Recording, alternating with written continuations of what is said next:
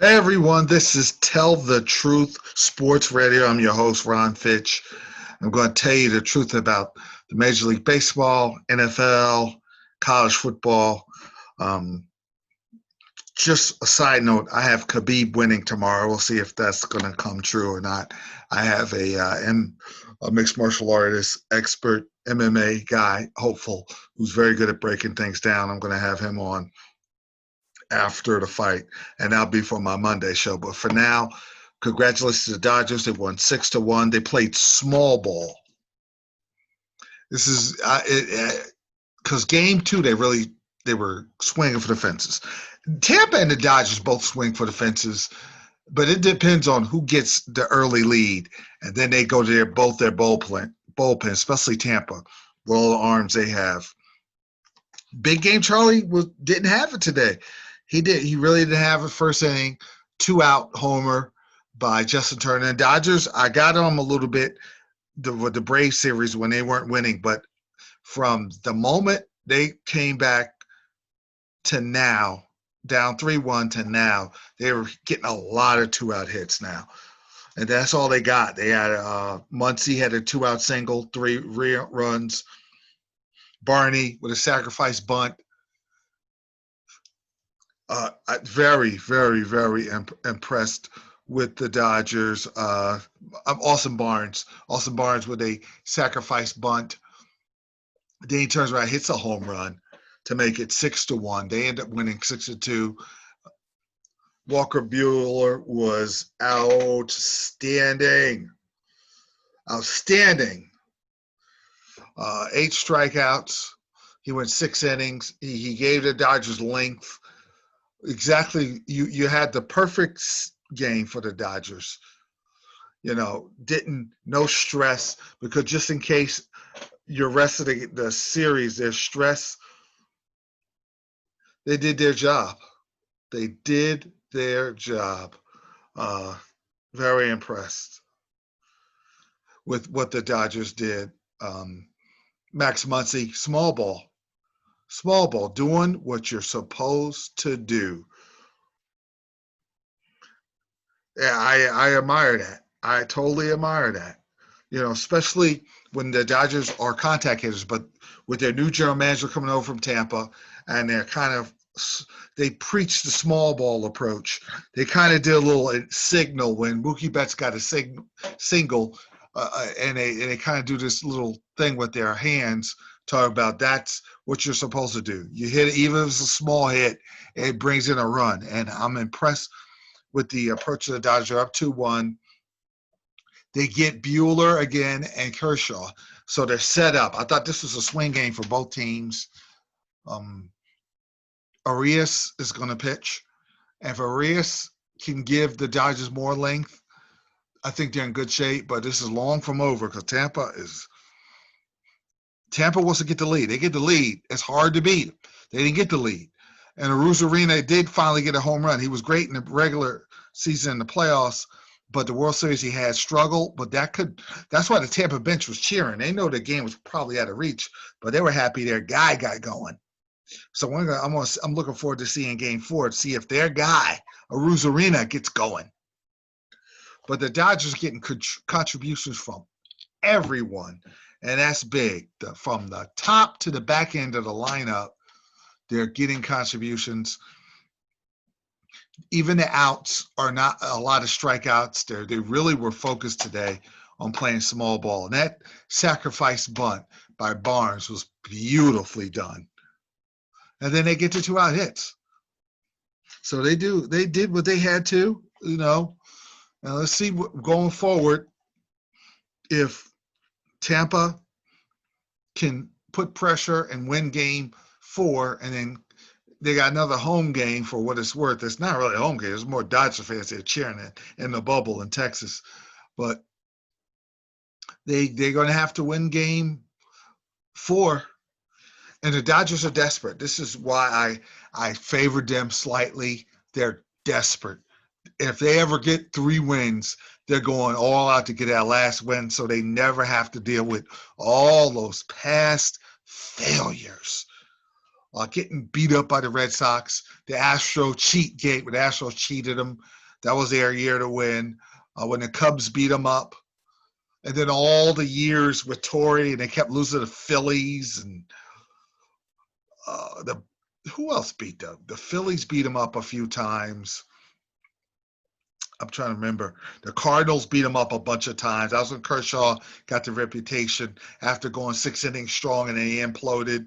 And then the Cardinals win that series. So there's a lot of bad history that the Dodgers could erase with 2 more wins. And they're desperate. I just see it on their eyes. I see the mentality. We're going to celebrate, but we want these 2 games more than anything in this world. And Tampa will have to match that if they want to win the World Series. I see the Dodgers doing things they don't normally do. They swing for the fences. They're like, this is not time for swing for a fence. This is about winning time. And that's what they did. Hey everyone, this is the NFL Report on Tell the Truth Sports Radio. Now I want to break down Tampa Bay versus Oakland. It appears that Antonio Brown's going to sign with the Tampa Bay Buccaneers. They're working on a deal. I actually had, and it's going to come up in a couple of minutes, I got my interview with Kev Easy from Steelers for 7 podcast. He's going to be on. And before I get to that, I want to do my NFL preview, and there's 2 games I'm featuring. I'm picking 2 upsets. Very risky on my part. Very, very, very risky on my part.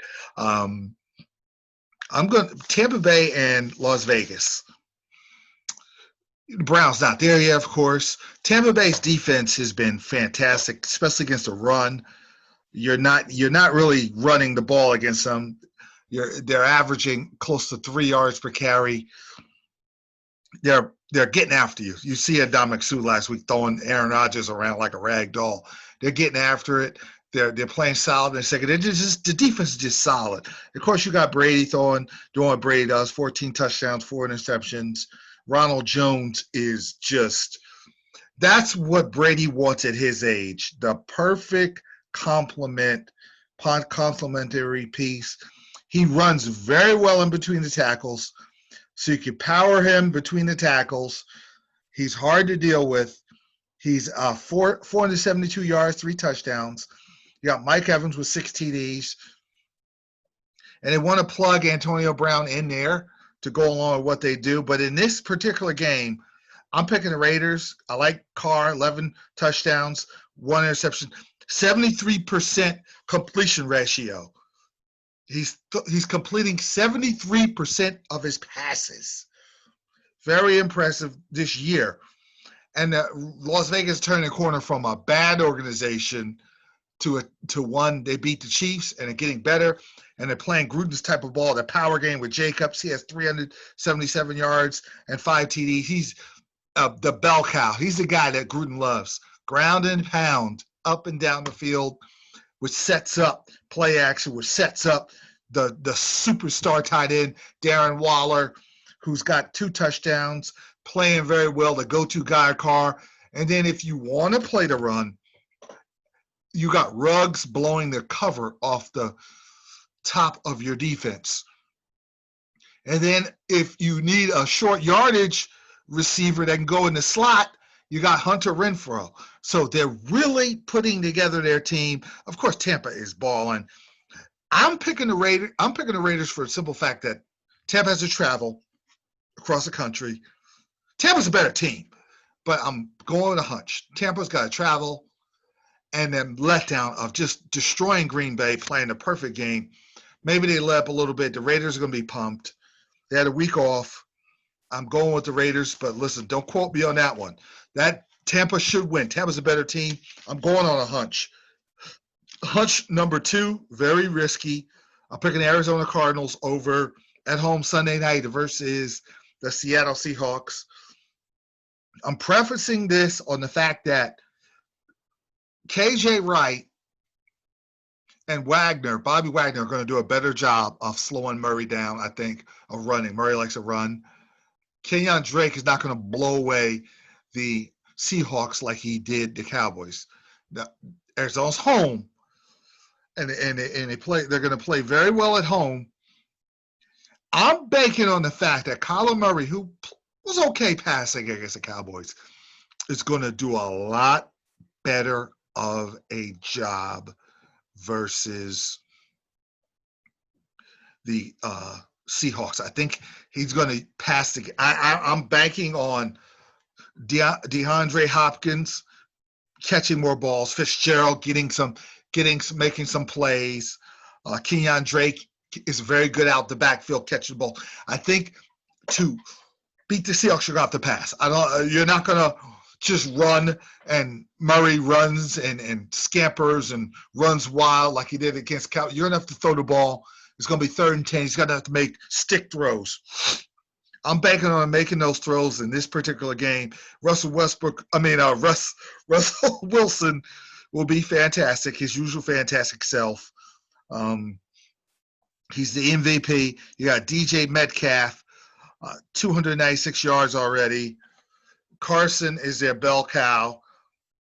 He has got 289 yards and 3 touchdowns.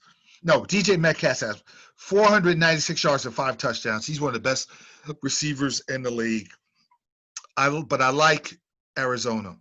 Now let's get back to Tampa before I introduce my buddy Kev Easy.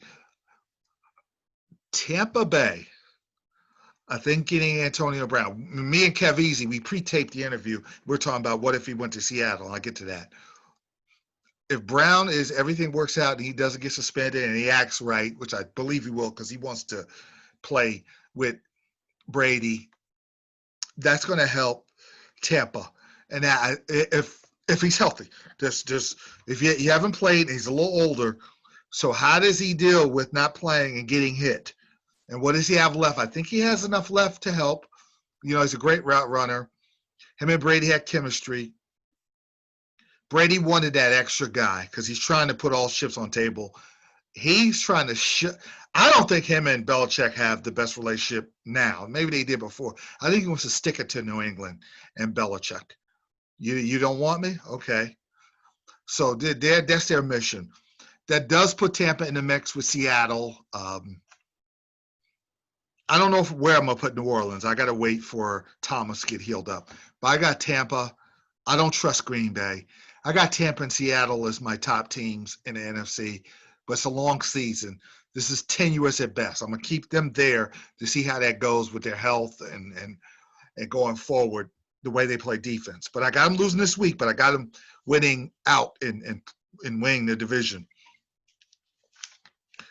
Now, Pittsburgh versus Tennessee, 2 undefeated teams, very closely evenly matched. I think Pittsburgh has a little more talent. Tennessee's at home. This is going to come down to mistakes. When you have a tough, evenly matched game like this, it comes down to missed field goals, poor decision-making, bad interceptions that you don't expect, fumbles,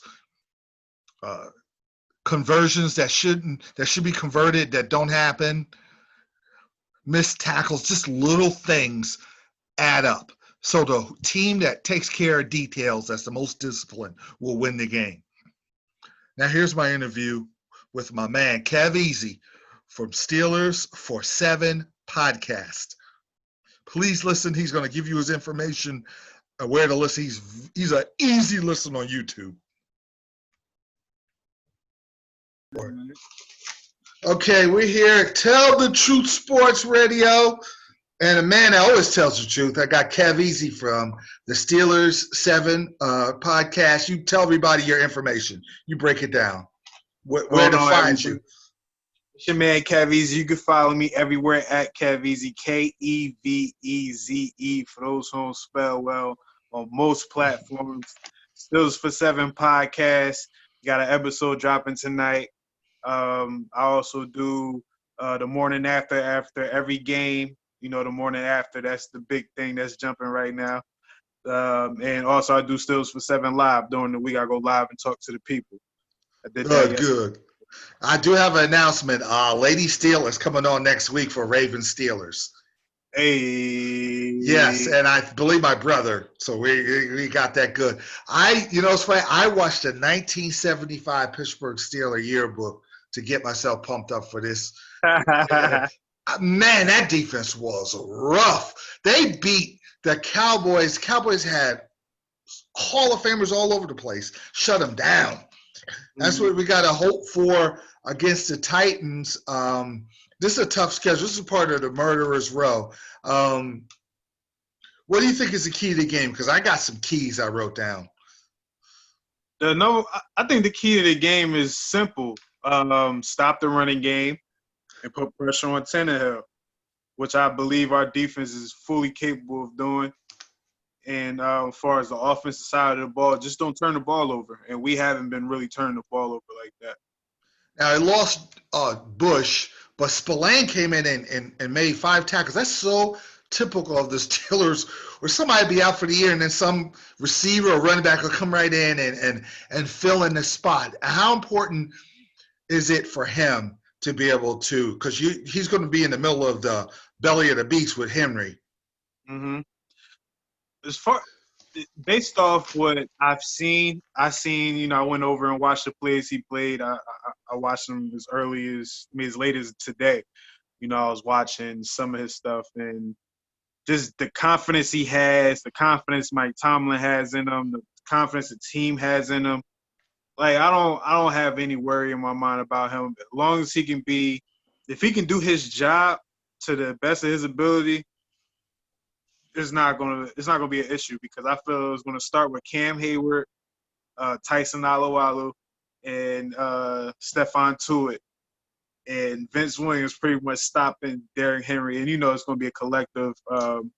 Yeah. About the whole defense. I actually just heard it's kind of breaking news, maybe breaking, but Mike Hillen won't be playing, so that's a big blow. Yeah. But I feel Cameron Sutton can come in and fill in the spot like pretty much how all the Steelers backups been doing.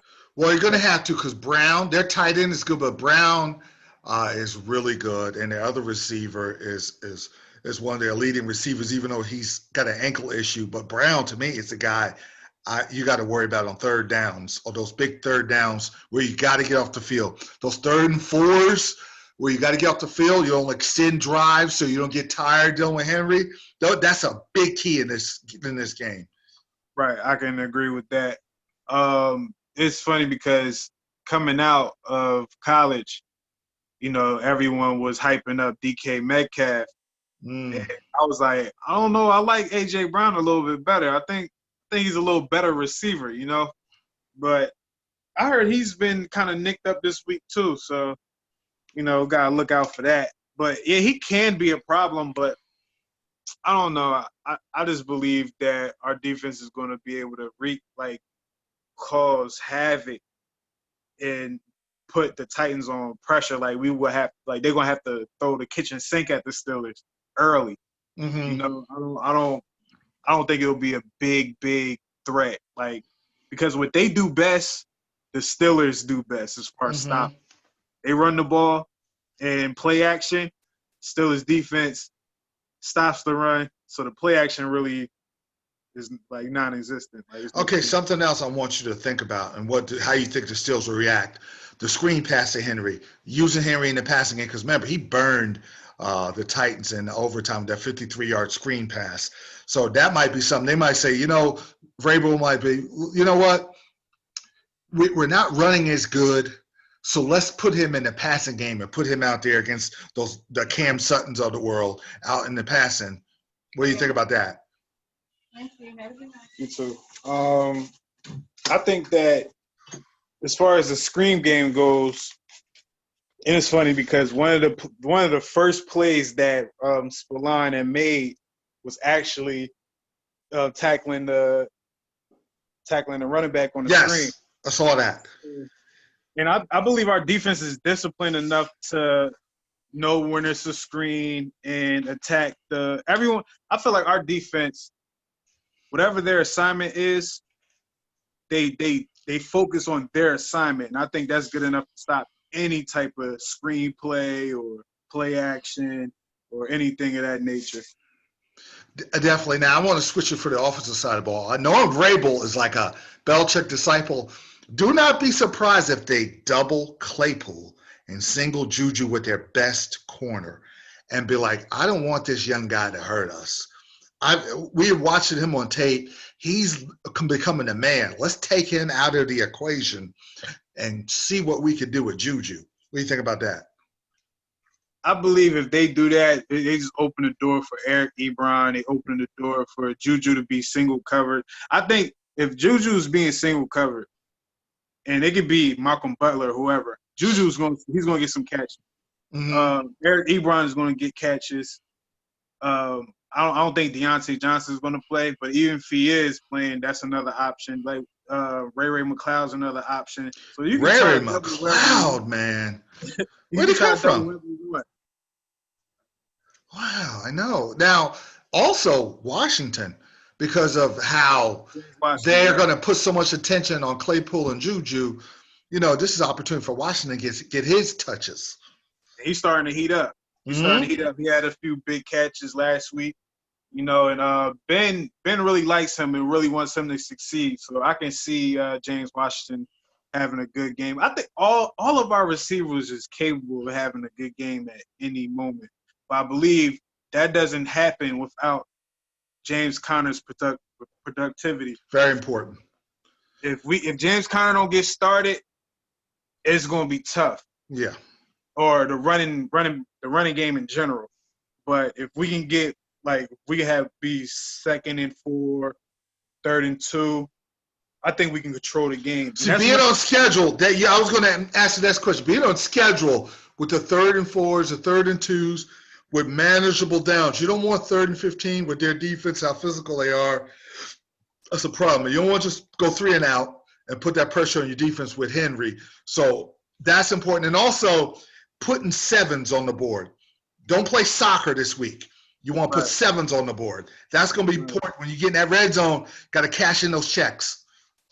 And I believe that we're capable of doing that most of the time. Because there's so many options. The Titans don't have enough defenders for the type of offensive weapons we have. You see we scored it in the red zone different ways. James Washington, Claypool on a running play. We use we just have so much, man. I feel like we're just starting to click. Offense is playing better each week.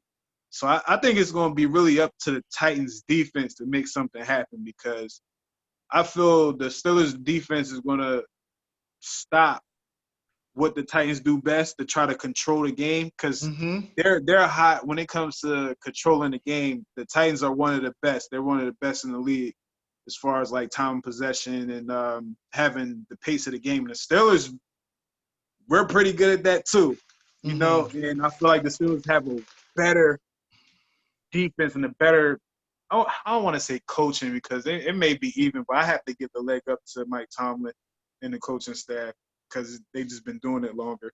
Yeah. I feel we'll win in the adjustment game at halftime. I just don't think this is a big deal. I think this is going to be – and you got to think, the Steelers players have extra motivation because this game was supposed to happen week 3. Yes.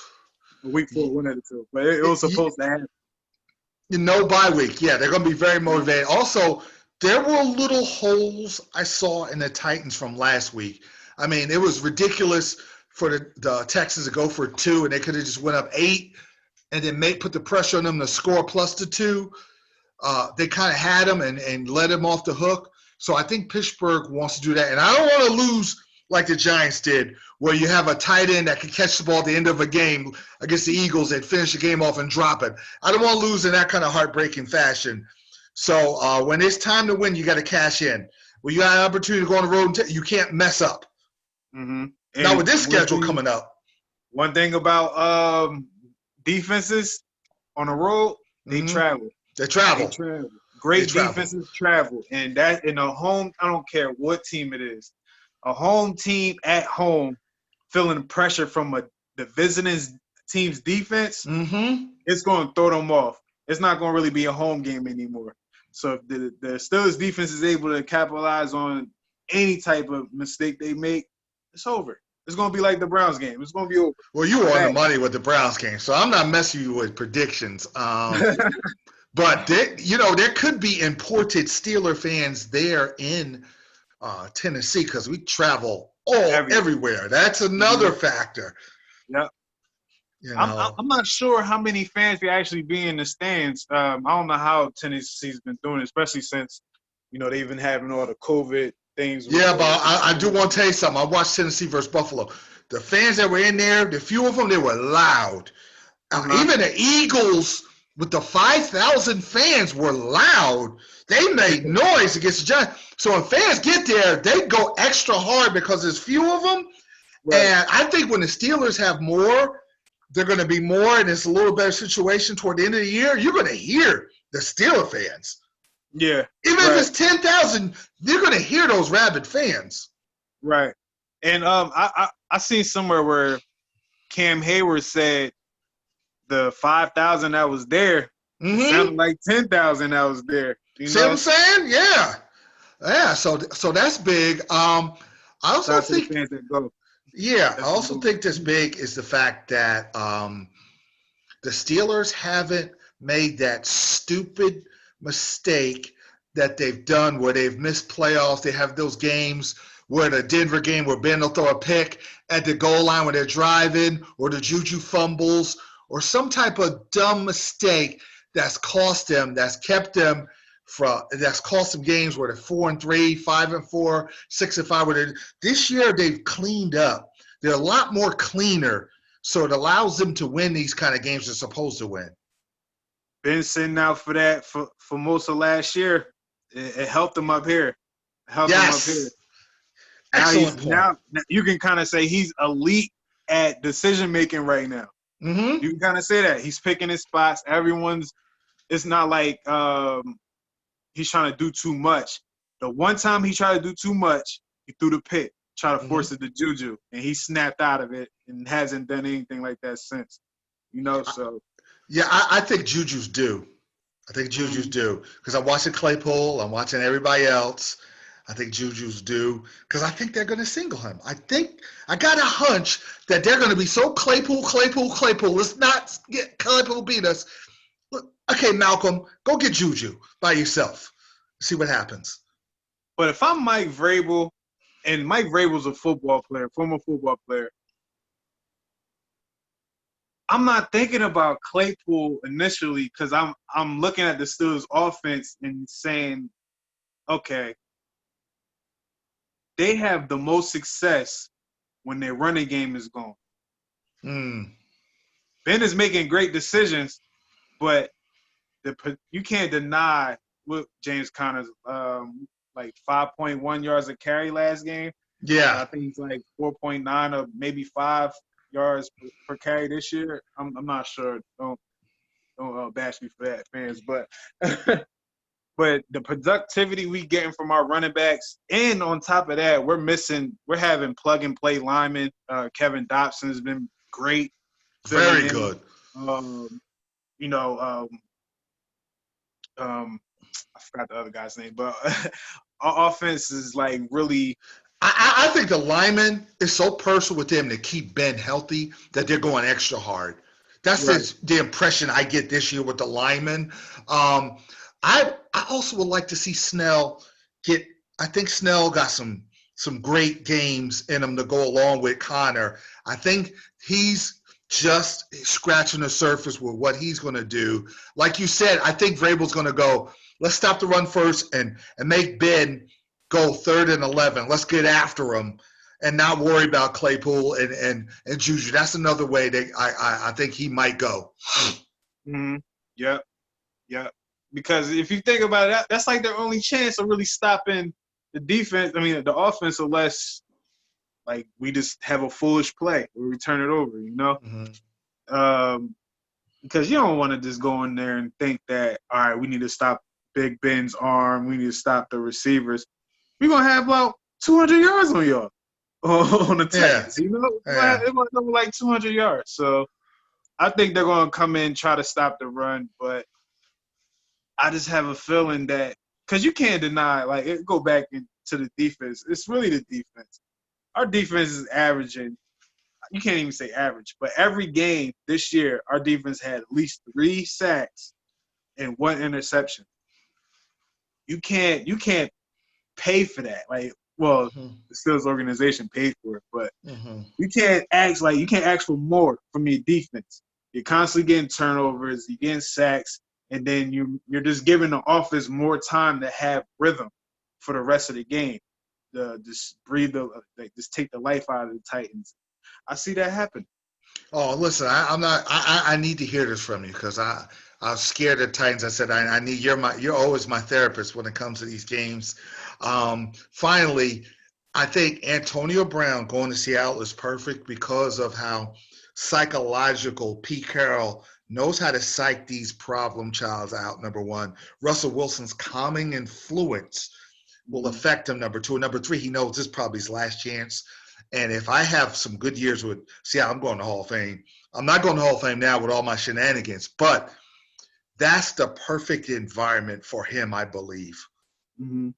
Do you think that fit will be better for him than the Kansas City with Bell? Yes, because Bell's going to play, but Hilaire is going to be the man.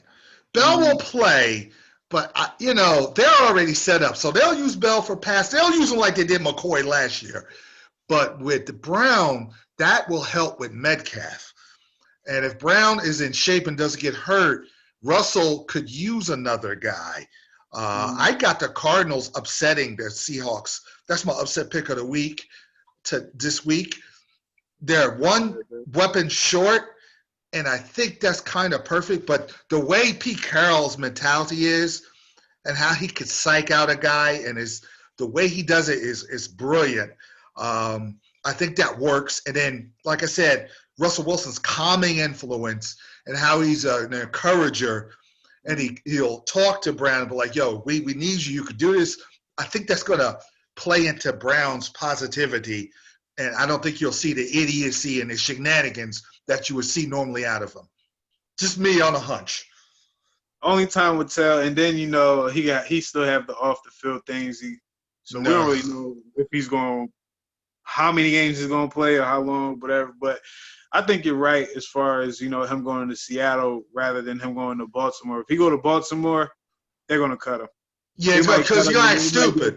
Yeah, that's just an opportunity to be stupid. But what's out in Seattle it's just different with Russell and Pete and the way Pete operates. I just think that's the perfect spot for him. Yeah, and Russell's playing out of his mind. Oh my gosh! He's gonna give him the ball. Yeah. But I ain't really worried about Antonio Brown, man. No. I just wanted to put that out there because I was listening to him. I went from hating him to feeling sorry for him. So we'll see. Only time will tell. Maybe we run to him. Maybe the Steelers can get to the Super Bowl, run to Tom Brady, and pay Brady back. Hey man, that would be an exorcism. It don't matter if it's Tom Brady, Dan Fouts, Dan Marino. It don't matter. They're gonna lose. They're gonna lose. Yeah. The Steelers going to the Super Bowl. The Steelers is going there to win it. Yeah. That's my word. Yes. Time to get number 7. All right, man. Thanks a lot, dude. You're the man. Can't wait for your podcast to come out because I'm gonna quickly listen to it. Yes, sir. It will be out tonight. Thank you. Hey, everyone. This is the College Report on Tell the Truth Sports Radio. This is not a really big week as far as college football. Alabama at Tennessee. They should beat Tennessee unless Alabama plays bad and Tennessee plays good. We'll see. I mean, this report is about the Big Ten being back. So that's going to be good. Then the Pac-12 comes back, and now you get a better gauge of who's the best teams in the country. You got a variety of games. Alabama needs to do what Wisconsin's doing right now. It's 28-7 in the third quarter. That's the kind of game Alabama has to do as far as winning that game. Just know Iowa State plays Oklahoma State. They're ranked. Michigan and Minnesota. is a pretty good game. I'm going to be watching. And then my buddy, Thaddeus Matula, he was the movie director of the Pony Express. He's an SMU grad. Shout out to him. The SMU plays Cincinnati. Those are your games. It's about next week.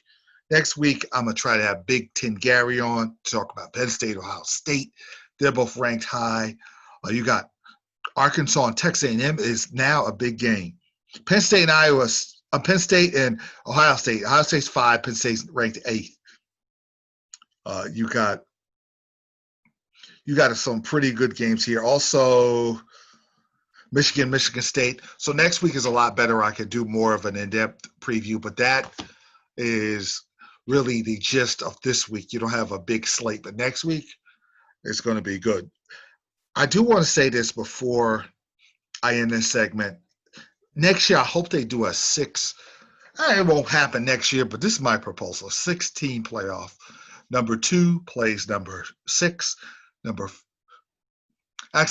2. No, you have the first 2 teams get a bye, and then you have number 3 and number 4 get a home game. Have 3 versus 6, 4 versus 5. 3 and 4 versus 5 plays 1. 3 versus 6 plays 2. You doing that bracket. I like to see 6 teams make the playoffs, and then reward the top 4 teams. The top 2 teams with a bye, and then the other 3 and 4 with a home game that week before the bowls. Then make it a bowl. Rotate the bowls, the semis like you normally do, and keep it moving like that. I like to see 2 more teams in the playoffs, so you can have the Power 5, or if one of the Power 5 conferences is not strong, you have a second of the Power 5, but then an independent. Maybe if a Boise State catches fire, or BYU, a team like that put in the work, that maybe beat one of the Power 5s, has a good resume, let them get a chance to compete. So now we know. So South Florida is undefeated. Now they got to play Ohio State in the playoffs. Now you know how good. Let's see how good they really are, and that would be fair. That'd be more interesting. I like to see 6. Hope they do that sooner than later.